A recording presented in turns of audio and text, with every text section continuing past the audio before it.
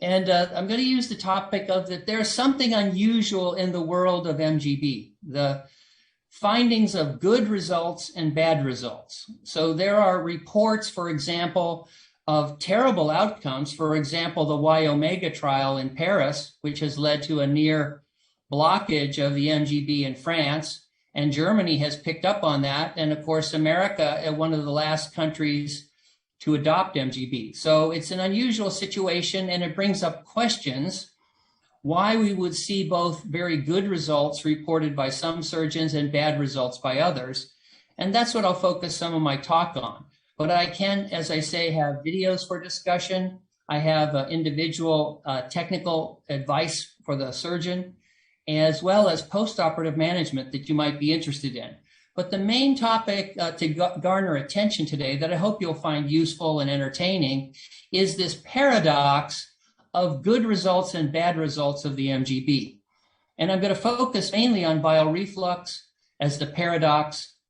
Is it common or is it rare? But also marginal ulcer and other complications, which I think might be worth our discussion today, and I hope you will find it interesting.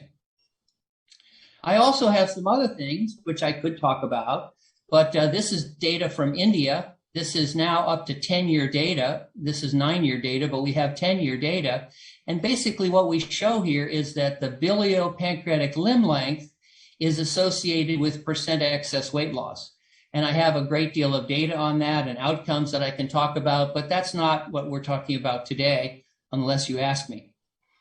And then this is a similar analysis, not just percent excess weight loss, but hemoglobin A1C is directly related to the biliopancreatic limb length. And so again, this ability of the MGB to tailor its operative power to the individual patient is a topic that I love to talk about, but it's not our main topic today unless you ask me. The other thing is comparisons of the BP limb length of the MGB and SADI. These are other topics which might be interesting to you. But today, in the few minutes that I have, I'm going to talk about reflux, why it happens, how to prevent it at surgery, and how to resolve it in postoperative patients if you wish. And I'm reminded of a funny movie, Come With Me If You Want to Live. And of course, I'm very biased, so I say, come with me if you want to do the MGB well. So the MGB GERD, or reflux, causes and treatment. And I'm going to talk about surgical technique errors versus lifestyle in both prevention and treatment. Just a reminder that the MGB is nothing special. I'm not smart or intelligent or anything. I'm just an old general surgeon. Now, being 70 years old, I feel very old. But when I did the first MGB, it wasn't anything special. It was just something that we as general surgeons had been doing for 100 years. It's a gastrojejunostomy, a Billroth tube. And what we know from that around the world is it can be done with excellent results. In other words, here is 75 Billroth tube cancer patients, 35-month follow-up, and 22% had resolution of diabetes and 85% improved. This is just plain old general surgery. And I was not clever or smart or a good surgeon. I just remembered my old data. And we know, for example, in a recent study of 7 cancer centers, 500 patients, a controlled prospective randomized trial, comparing Billroth 2 to Roux-en-Y, there was no advantage of the Roux-en-Y in any of the outcomes. Okay, and so here's an example of not really seeing any advantage of the Roux-en-Y over the Billroth 2 in a controlled prospective trial. Isn't that interesting? Because it's exactly opposite of the findings of the Y omega trial and some other trials. Let's see if we can dive into this. Again, same thing, 2016, 450 patients, no advantage of Roux-en-Y over Billroth 2. Both techniques should be regarded as equally acceptable for a gastrojejunostomy following partial gastrectomy. No advantage. Controlled, prospective, randomized trial, 450 patients, some of our best USA cancer centers, no advantage. Yet we know we have a great deal continuous criticism of the MGB. Some surgeons do find worse outcomes with the MGB. Why? What can be the answer? Well, the Roux-en-Y is the gold standard, but it has a higher risk of complications. But again, no advantage of the Roux-en-Y over the Billroth-2 in outcomes. Y-omega trial, on the other hand, MGB patients did much worse. Why? Is it possible it's related to that these surgeons had no additional training in MGB? There was actually an MGB surgeon, a very famous MGB surgeon in France who was part of the team. He was never consulted and never performed any of the operations. What if the surgeons themselves might make a difference? What if technical issues could make a difference? That's what I want to talk about today, because we are seeing a paradox. Some surgeons find good results with MGB, and some surgeons are reporting bad results. Again, reminder, no advantage of Roux-en-Y. So here's the paradox stated once again. My results, and reported by many others with the original technique of MGB, with good results. On the other hand, there are good honorable surgeons, including the Y-omega trial, which I'm kind of picking on here, with poor weight loss, excessive weight loss, bile reflux, marginal ulcers, leaks, and even death after MGB. So why the difference? Why the difference? Let me give you some potential explanations. Now, before we start, I want to talk about GE reflux as our main problem, but I want to point out, at least in America, I don't know the data for Turkey, but GE reflux doesn't just happen in the MGB. So for example, here's some brief data from the United States. Gastroesophageal reflux, one of the most common disorders now in the GI tract. In the United States, 9 million visits annually. The number one cause, 4 million, of hospital discharges for gastrointestinal diseases. These are not MGB patients. It's not just the MGB causing these troubles. Why is it that in the United States, in Europe, and growing around the world, there's so much reflux, and not all with Billroth tubes? Also, esophageal cancer has skyrocketed from 4 to 23 per 100,000 in the last several years. 6-fold increase. That's not in MGB patients. 20% of the Western population have reflux. That's not MGB. Here's the study, and this is just back through 10 years ago. The prevalence of of reflux is 1/4 of the U.S. population, and that's 10 years ago. This is not from having an MGB. So here's my hypothesis.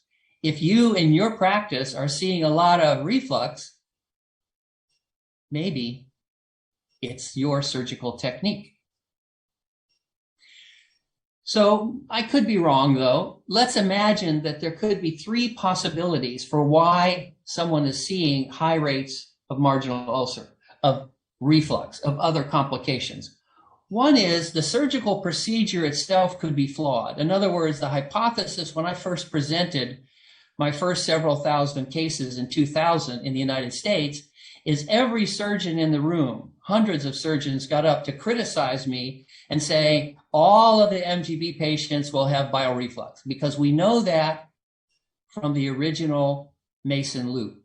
So the surgical procedure itself could be inherently flawed. Another option is that there could be technical errors or technical tips where we could eliminate or decrease these complications. And the other thing is the postoperative management, which I don't think you're as interested in hearing about today, but is really important in my opinion if you want me to talk about it further. Let's say the surgical procedure itself could be the cause.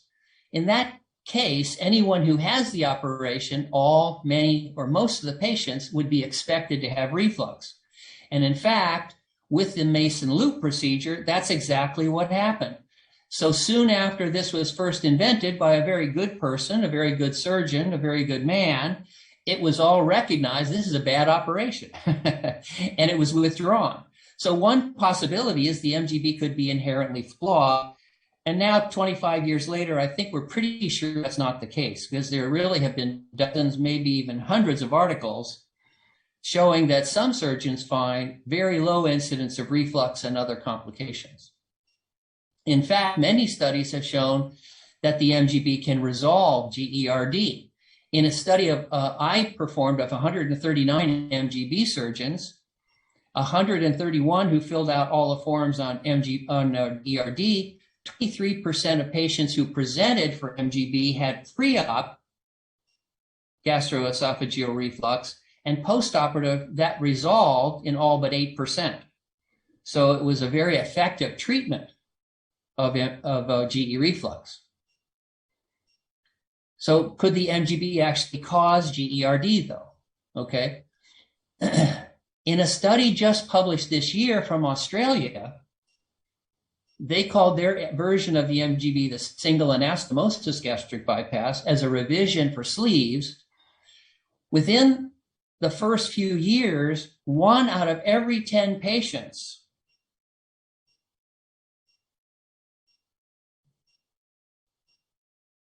required Roux-en-Y gastric bypass. Not just reflux alone, but such crippling reflux in the Australian group had to have surgery. 1 out of 10. That's completely unacceptable. So this is the nub of the paradox. So my studies and others say reoperation for reflux is less than 1% or a few percent, depending on the studies from Italy and the United Kingdom, whereas this Australian study showed over 10% in the first few years. That's the paradox I'd like to discuss with you today. So one possibility is surgical procedure, but another possibility is technical errors. In this case, we would see variation based on surgeon or technique, and I think that that's what I would like to make a case for. So when a surgeon says they have difficulties or complications, I wish that they would contact me, because I've had the good fortune to be contacted by surgeons all around the world, and I'm happy to do it. My friends and family tell me I'm much too happy to talk about surgical technique for MGB. What I won't talk about too much today, but I think is really important, and I wish you would ask me questions about that, is in most of my patients that I've talked to in the past year during the pandemic, when I wasn't operating, when I was stuck in India, that the postoperative reflux symptoms can routinely be resolved by changing diet and lifestyle issues. But let's focus on technical errors because we're surgeons and that's what we're interested in. So often the surgeon is the problem. That's this second hypothesis, that technical errors resulted in reflux, but also marginal ulcer, perforation, stricture, and other complications. And if the surgeon is the problem, here are some common mistakes that I see that I'd be happy to talk about. One, we know from the Mason loop, short pouch. So for example, we don't recommend a short pouch. But other common errors that I see, and I have some pictures and slides and videos of, if you'd like to look at, there's a twisted pouch, which we can talk about, an anterior gastrojejunostomy. And a few years ago when I was visiting Turkey, I was doing a few MGBs for demonstration, and I do a posterior gastrojejunostomy. And 2 of the most knowledgeable and skilled bariatric surgeons who've done more than 1,000 MGBs criticized me during the case, saying you need to do it anterior. And so we can talk a little bit about that.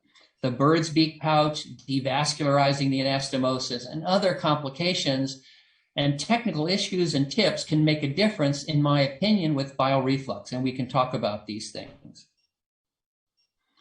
For example, do you know that the diameter of the gastrojejunostomy and the small bowel make a difference? Those are more topics we could talk about, technical issues. Here's an example. This is from a friend of mine in Europe, but it's hard to tell here, but basically the afferent and efferent limbs were reversed. And that patient had a significant amount of nausea and vomiting, was reoperated, and the afferent limb was in the left gutter, and so that was reversed, and the patient did well. But there's an obvious error, which I find is relatively, fortunately, uncommon. Here's another example, and what you're seeing here is just to remind ourselves that with the staple gun often coming in from this side, there's some friction, and now we have the lesser curvature, which should be over here, being twisted. So this twist here then leads to a apparent, look like the gastrojejunostomy to the anterior surface. And so we'll see that that can result in a twist. And when there is normal reflux of food contents or bile back into the stomach pouch, if this is twisted and partially obstructed, that means there'll be delayed gastric emptying, worse swallowing, and more likely reflux. And so we often find this technical error, which is a twisted pouch with a bird's beak, is something that is common technical error or tip you might take from our presentation today. Here's a worse example of that. Now here you can see the lesser curvature vasculature has been devascularized. So we have a potentially ischemic bowel. Remember, there's no more vascularity from the greater curvature. The tip of the gastric pouch seems very far stretched from the vascularity here on the remaining vessels from the lesser curvature. And look at this tip where we've gone from where it should be here on the lesser curvature, where normal anatomy would place it. So you have almost a 180-degree twist. And again, in my experience with patients and consultations around the world, that can lead to a partial obstruction, delayed emptying of the gastric pouch, persistent maintenance of bile within the gastric pouch, and gastritis and reflux. And here we have another example of some problems. Here's that twisted pouch, and now we're doing a posterior gastrojejunostomy.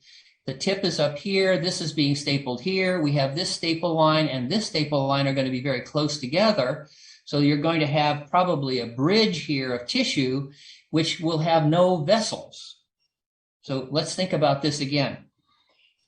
This tissue here out to this staple line cannot receive any blood from the lesser curvature, and there's no more greater curvature. So this is all going to be dead or ischemic tissue, and it will have two staple lines relatively close and adjacent to each other. So this patient, for example, is at risk, in my opinion, of what we call an ischemic bridge, a twisted pouch, and ultimately a candidate for a surgically induced bile reflux and potential for a marginal ulcer. Both of these often go together. Here is what I like to see. This is a wide-based gastric pouch. The tip of the lesser curvature is here in the location it should be. It's lying up here, but it's almost horizontal. And then if you put a posterior gastrojejunostomy focusing here, and then here we've got the collateral vessels, and that's what we want to see here. So again, I'm not going to spend too much more time on it. I have a lot more. We could talk about it. I've got videos on these things and we can discuss it. But short pouch, never. Twisted pouch, never. Anterior gastrojejunostomy, routinely no. Bird's beak pouch, which happens commonly by surgeons who work between the legs, which is okay, but it means the difference in how you put in the staplers. Devascularization is another topic which I find a lot of problems with. And so let's just look at the schematic of the anatomy and see how ischemia might lead to problems. So remember, we've got a creation of a neo-greater curvature. Now, the neo-greater curvature is different. Neo, it's new, and it doesn't have any vascularity. So that means the wonderful vascularity of the stomach is impaired, but we should have a good lesser curvature, short gastrics here. Now, on the other hand, where we place the gastrojejunostomy will make a difference for the vascularity of that collateral blood flow. So if we move this staple line out this direction, then we may have an ischemic bridge of tissue here. And with that ischemic bridge, that can cause an area of ulceration or stricture or narrowing. So what we recommend is carefully avoid dissecting these vessels on the medial aspect, move the staple line toward the lesser curvature, and then give the opportunity for the wonderful collateral vessels available in the stomach pouch. So these are technical errors, and here's an example of almost a 360-degree, or depending on how you say it, 180-degree twist. You can imagine this patient might have difficulty emptying the pouch, and the bile that does come up here, which it will do routinely and should immediately evacuate, will be partially obstructed. So that's an example of a twisted pouch, and I have some other examples of those if you're interested. Finally, I don't think you'll want me to talk about this. Surgeons don't like to talk about this very much, but there's a lot of new research on diet. And of course, we know that many surgeons around the world are recommending high protein and protein powders and relatively lean, high protein meat, dairy, and eggs. And I thought I'd talk about that briefly, and then I'll stop and answer questions, and I can show you some more topics. But the worldwide epidemic of GERD needs to be understood. In other words, we see a lot of reflux in our patients, but the rest of the world in non-MGB patients are seeing it as well, as I introduced at the beginning. But the MGB is designed to have dumping syndrome. It's designed to make you uncomfortable if you eat badly. So for example, we shouldn't be surprised if somebody tries to eat more volume than it's available to take in through the gastric pouch. They should have reflux. But that's not reflux because the operation isn't working well. It's causing discomfort because the patient has eaten incorrectly, badly, overeaten, overfilled the pouch, or filled it with bad or poorly digestible foods. That reflux is as it should be. And unless we realize that that's the MGB doing what it's supposed to do, interfering with overeating, then that may be a mistake. Also, high dietary fat intake causes relaxation of and GERD and a low fiber diet. So if our patients are being told to eat a high protein diet, often high protein meat, dairy, and eggs are associated with high incidence of dietary fat. So if they get GERD because of what we're telling them to do, maybe we should modify what we're telling them to do.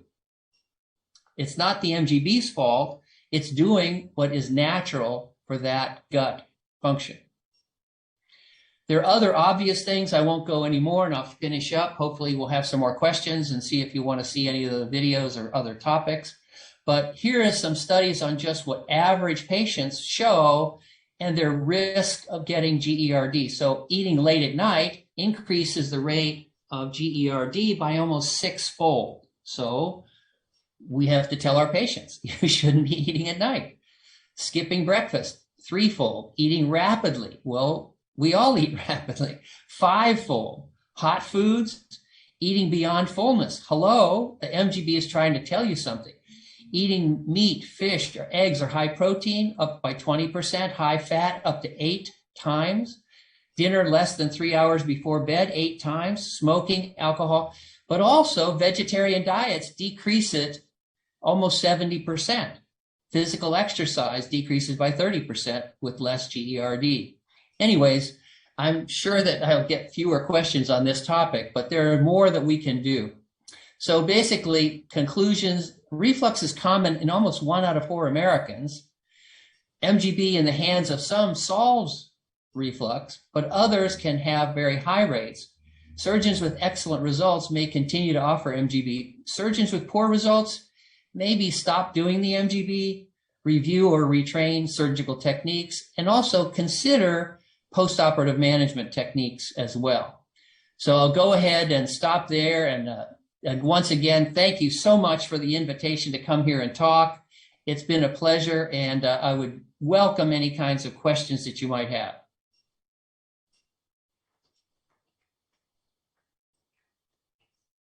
Thank you for that excellent speech again, Dr. Rutledge.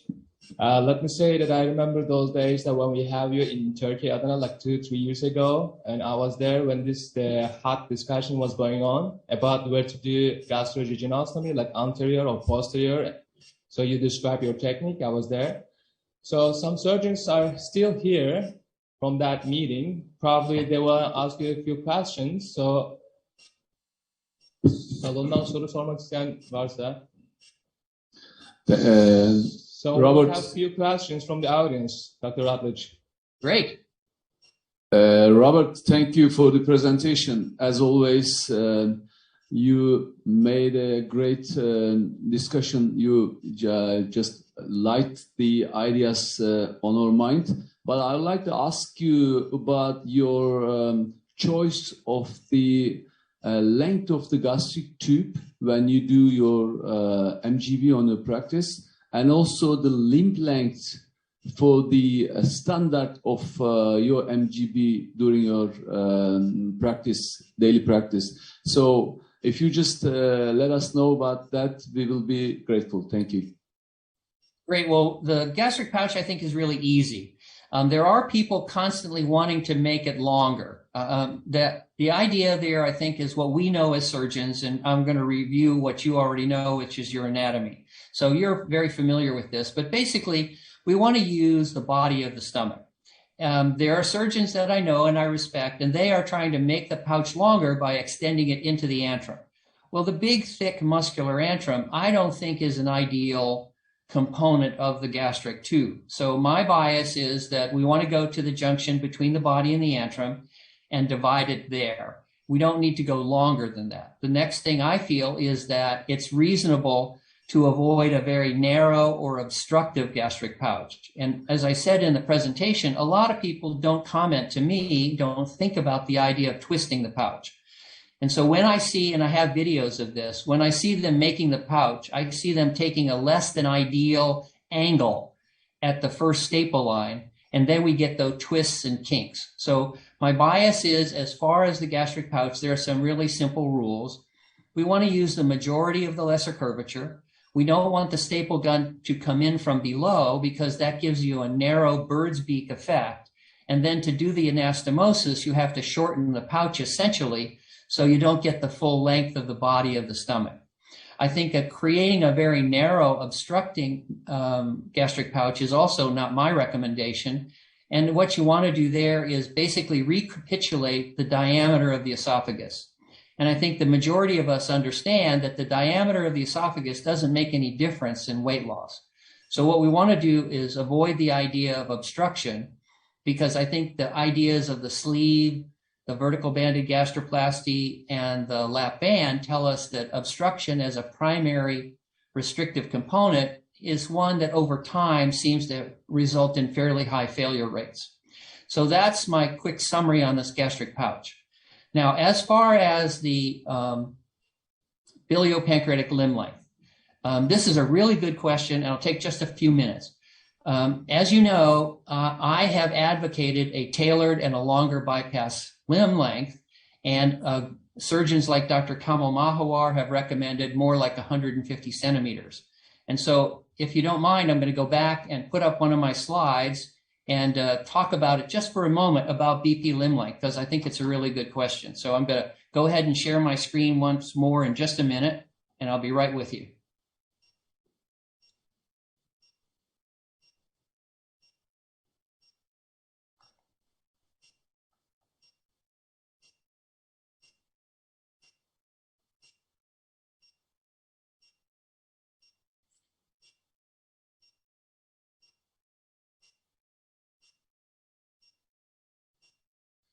Okay, so this is a graph of some ways to think about the BP limb length. Now, I'm going to hypothesize that the vast majority of patients, studies by Dr. Taquino and others, have shown that the total bowel length runs around 6 meters. Now, there is some variation about that, and we'll talk about that later. But just let's talk for a second. Let's suppose, just for argument's sake, that the bowel length runs around 6 meters. Or for me in the United States, that's 3 6s, or it's like 18 feet. And so imagine MGB or SADI with different BP limb lengths or different common channel and how much we're bypassing. So SADI is now very popular and it's all acceptable. And so it's kind of interesting. SADI, which let's suppose there's a 6 meter total bowel length, they often have said that the common channel should be the critical factor. And they started off at remember that the biliopancreatic diversion, it was one meter, and then it was 2 meters, and then 2.5 meters, and now they're at 3 meters. So we're going to look at that in a second and see what it means as they come back towards our recommendation. But if the SADI does a 6 meter patient with a 2.5 meter common channel, that means they would be bypassing 3.5 meters. which I think most of us as MGB surgeons would say that seems like a very long bypass. Conversely, if you think of the MGB and say not 150 in this graph, but it could be 150 to 200, that means the common channel is like 4+ meters long, almost twice what a SATI is. Yet SATI surgeons are happy to leave this with basically a 3.5 meter bypass. So let's go back on that. I'm going to stop that slide share. Okay, so let's think about this again. What we know around the world right now, good honorable surgeons are bypassing when they do a SATI and some of the other distal operations, they're bypassing on average around 3 meters. And we don't think that's a good idea. On the other hand, it is right to recognize that people can die after the MGB. Their recent report from Tehran of a patient after MGB who was admitted with excess weight loss, diarrhea, ultimate liver failure, attempted TPN, and ultimately death. And what people have said is, oh, the reason for that is the bypass is too long. But again, is that really the complication? If you have someone who's malnourished and we feed them intravenously, they get better. Okay? If you have someone with short bowel syndrome and you feed them intravenously, they get better. Not only that, I have had 4 cases in my series, and I've consulted on 4 others around the world. And what we've done for those cases, we quite simply is we take down the gastro-J. It's about 20 to 30 minutes, and those patients have all gotten better. So how can we explain this? Well, one possibility is these patients are not dying from too long a BP limb. In fact, the research now is suggesting that in fact it's small intestinal bacterial overgrowth. It's not the BP limb. And Dr. Bhandari, a surgeon, along with Dr. Phoebe in India, has had a few patients with excess weight loss, and they treated it with a gastrostomy tube. Now, how do all these things make sense? Remember from the old surgeons, or if they're old surgeons here in the room, you will remember small intestinal bacterial overgrowth by another name, the name that we were taught 20, 30, 40, and in my case, 50 years ago when I was trained as a surgeon. In those days, we called it afferent loop syndrome or blind loop syndrome. The reason these peoples are dying, in my experience, is because they're being misdiagnosed and mismanaged. The very first treatment is to recognize that BP limb length makes very little difference, because look at the SATI and the BPDs where they're bypassing double or triple of the amount of gut that we bypass for a little MGB. It's not anything wrong if you want to do 150. Just expect, in my experience with a consulting Indian team with my friends in India, they went after this advice to decrease their BP limb to a standard of 150 from 200, and they have less weight loss. And they had one patient with excessive weight loss and had to have revision. So in their experience and other surgeons around the world, here's my short answer. No problem. An MGB done with 150 centimeter bypass is fine. It will have a lower incidence of successful resolution of diabetes and less weight loss. A BP limb of a longer length gives you better weight loss and better resolution of diabetes in my series and in the series by Dr. Kular and others that I've consulted with around the world. To get a greater weight loss, you might want that if you had a more obese individual. So my suggestion is to consider bypassing more, not as much as a SATI, but also warning the patient that they may develop what's called small intestinal bacterial overgrowth, or you may use the old terminology, which is blind loop syndrome, or the afferent loop syndrome. And those treatments now, we have knowledge that that's a change in the gut bacteria, and it's a longer lecture if you want to discuss it. But in my opinion, it's very reasonable to do an MGB with 150 centimeters. You will see, if you track your results, less weight loss in my experience. That's what my results show in India and my own results. There's a direct relationship between BP limb length and weight loss and resolution of diabetes. And I'd be happy to show those papers with you and go over that in detail. I tailor my operation. I'm presently consulting with a new practice in Mexico, just south of the California border, and we are offering a longer bypass along with some other developments, we call the MGB2, but we recommend, especially for heavier patients, for sicker diabetics, with the caveat that they look out for the signs and symptoms of small intestinal bacterial overgrowth. I still recommend a longer bypass for selected patients. Thank you, Dr. Rutledge. I will have one more question from audience if you have time. I talk about MGB, I can stay all day. Yeah, we know. Thank you. Hello, Dr. Rutledge. I would like to thank you for your nice presentation. As far as I understood your speech, there isn't a bad technique, there is a bad surgeon. You emphasize on every time on that point. Complication with the gastrojejunostomy is related with the devascularization, is not making the anterior or the posterior gastrojejunostomy. We have no any evidence-based data in our hand. For this is very debatable. It's not easy to say anterior or posterior gastrojejunostomy is better than the other. This is my first point. In 2018 in Adana, I was there also, and I asked you one question. I would like to ask the same questions to you. How many percentage of your patients do have the gastrogastric fistula after the mini gastric bypass in your experience?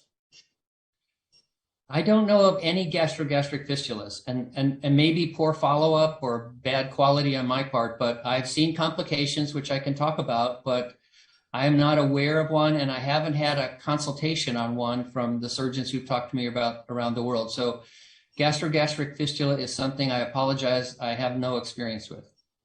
But in Adana in 2018, you said 8 or 10% you have gastrogastric fistula, and there isn't any comorbidity resolutions and the weight regain with those patients again. Well, sir, I'm older now, I'm senile, and maybe I've forgotten, but I do not recall a gastrogastric fistula. I'm sorry. I was thinking at the junction between the gastrojejunal anastomosis. Yes. I have had I don't remember the number, but I've had a couple of patients where we have not divided the entire stomach. Forgive me, I apologize. Yes, what we have done is when we have had patients who are super obese and we're dividing the stomach to create the new gastric pouch, what we have done in several cases, and I don't remember the number now, so you'll forgive me, and we just stopped and did not divide the stomach completely. And so that's right. I did leave behind a persistent gastrogastric fistula. And I don't know of any of long-term follow-up on any of those patients. And but I do know the short-term follow-up, they did fine. And so forgive me for that error in my recollection. I'm sorry, you're right. Yeah, the reason my question is we modified your technique. Yeah. You I think I saw your paper. You modified your technique, and we leave the 2 centimeter gastrogastric fistula up post of the gastric stomach. I saw that paper. Yes, sir. Tell me, how is it? What do you think? What is your recommendations about the paper? I was impressed. I think that the idea of the division of the stomach, I don't think is critical. I think that the vast majority of food will translate down through a non-obstructed gastric pouch. You did it intentionally, I think, from the paper, if I recall it correctly, so that you could do endoscopy for ERCP, right? Yes, exactly. Yeah. I mean, the number of patients that I have had that need ERCP, but I did see that paper. I guess I don't have any wise opinions, but yes, my opinion is that you can leave that connection. And when I was thinking of patients who have a perforated ulcer with erosion into the gastric pouch, and I couldn't remember anyone like that. But yeah, we've had super obese patients where we just stopped. I've had two patients. Once I was operating in Sicily, and the surgeon there watched me do the first case, and he said he wanted to do the next case, and he tore a short gastric, dissecting a super obese patient. And so it took us a long time to get out of that problem. And so when there is a very difficult dissection up near the EG junction, I will often recommend to surgeons just stop short of dividing the whole thing, because exactly as you found, and again, my congratulations for your paper and my apologies for forgetting the patients that I've had, but we just say stop. We don't need to divide all that, because the vast majority of food is going to go directly down. And kind of like the SASE, you know, if some food were to sneak down into the other side, maybe you'd have fewer low iron, but I don't think so. Thank you.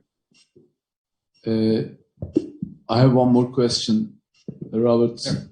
The idea of preventing marginal ulcer is important, because we are starting to see more and more patients with marginal ulcers on the anastomotic side after MGB. It is probably due to some of them due to H. pylori and smoking. But I cannot blame H. pylori for in every patient. I was thinking of doing vagotomy during standard MGB, and I was wondering your idea about that, because I did just one reversal 2 weeks ago on a patient who had MGB and giant ulcer on the anastomotic side, which was bleeding, and we had difficulty in stopping that bleeding during endoscopy. I took patient down to theater. I just reversed the anastomosis. I put the stomach together, and then I made a sleeve gastrectomy on that patient. I did vagotomy and pyloroplasty in the same time. He's fine. No bleeding. Well, I was going to have your idea about what you think about the vagotomy. Yes. Because marginal ulcers, we are leaving all the vagus behind. Yeah. Forgive me. First of all, I think there's some dietary things, but I'll leave that out. But let's think about this. An MGB or a sleeve or a Roux-en-Y, they are near or subtotal gastrectomies. So the vast majority of acid-producing cells are gone.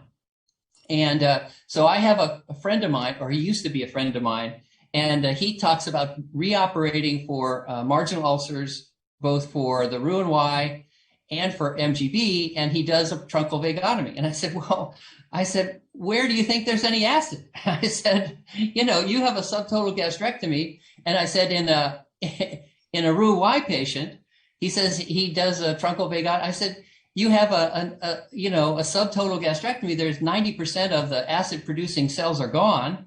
I said, where do you think any acid is coming from? So I asked, have you had like an acid probe? And I said, not only do you have a subtotal gastrectomy, that's what we used to do, but now we have PPIs. I mean, there's no acid in there at all.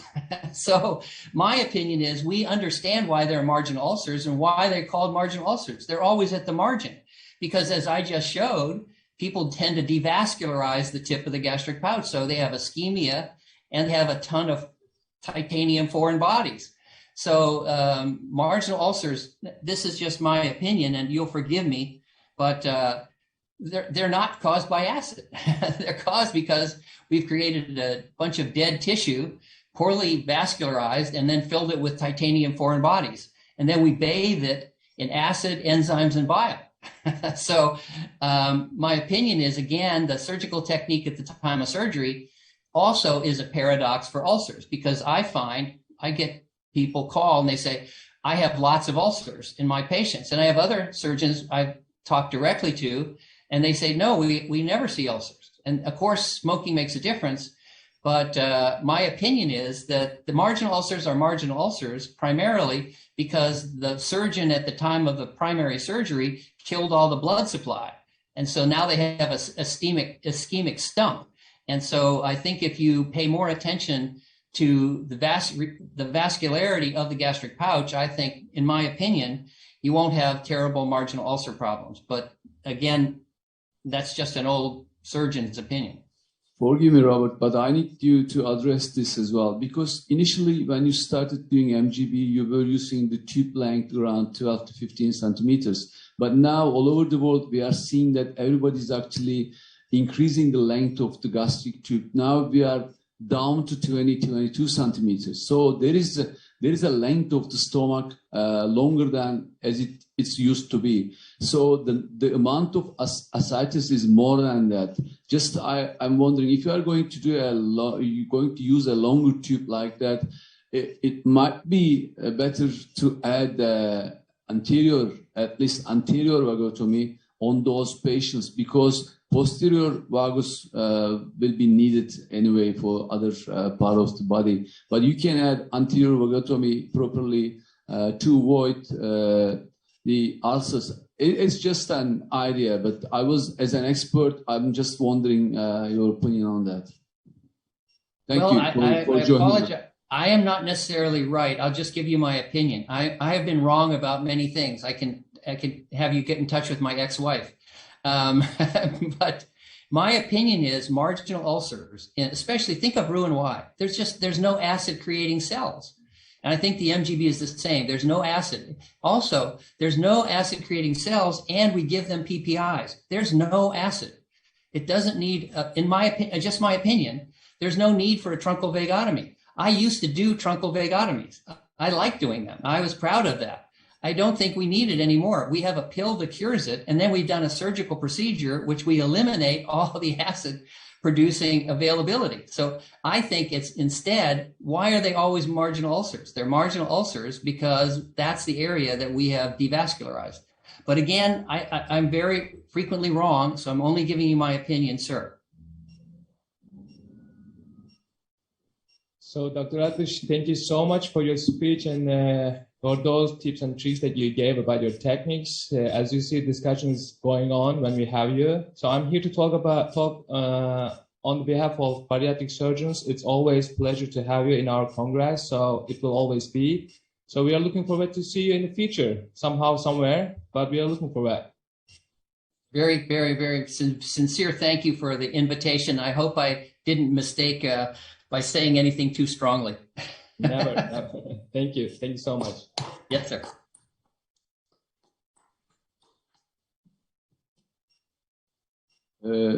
Sevgili Başkan, kapanmadan önce Aziz Hoca'ya bir şeyimiz var. Onun konuşmasını bitirmesine müsaade edemedik.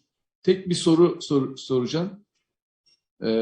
Aziz Hoca'nın tekniği gerçekten önemli. Yani Rutledge o şeyi de söyledi. Sorum şu, yani kilo verim oranları takip edemiyoruz dedi ama kilo verim, ben hala o hastaların daha fazla kilo alacaklarını, kilo verim oranlarının yeterli olmayacağını düşünüyorum. Uzun dönem takip, bir yılın sonunda mesela, bir yıl ve bir yılın üstündeki takip sonuçları ne durumdadır hocam? Kısa bir yorum alabilirsek sonra geçeriz. Zaten bizim ortalama takip süremiz 18 ay, yani bir yılı doldurduk gibi. Ama tabii 3. yıl ve 5. yıldaki takip sürelerinin ne olacağını bilmiyoruz. Yani Rutledge ilk başta reddetmeye çalıştı ama ısrar edince kabul etti. Klasik tavrı bu zaten. Rutledge'e göre ondan başka iyi cerrah yok. Bütün teknikleri o yapıyor. Yani her şeyi en iyisini bilen o modunda geziyor. Yani bunu özellikle International Bariatric Club'da tartışırken Haris Kavaca'ya da gaz vererek aslında gastrogastrik püstülü kendisinin yaptığını iddia etti. Ama ona yayınım var mı, bizim yayınlanmış yazımız var deyince geri adım atmak zorunda kaldı. Yani aslında birazcık bunu sahiplenmeye çalışıyor ama maalesef bununla ilgili 3 tane yayın var. Artık bu saatten sonra sahiplenmesi zor. Bu tekniği ileride uygular mıyız, uygulamaz mıyız? Günlük pratiğe girer mi? Hiçbir şey bilmiyorum. Hiç de önemli değil. Girse de girmese de önemli olan tarihe girmiş olması. Bunun da bizim ülkemizden girmiş olması diye düşünüyorum. Ben teşekkür ediyorum katılımcılara ama sürenin çok gerisinde kaldığımızı düşünüyorum. Devam etmek zorundayız. Kahve arası var diye biliyorum şu anda. Onu isterseniz geçelim ve diğer panelin konuşma moderatörlerini ben çağırayım. Kahvemizi alıp gelmek isteyen varsa tabii ki seve seve. Sayın Ahmet Ziya Balta ve Özgür Fırat hocalarımı davet edebilir miyim?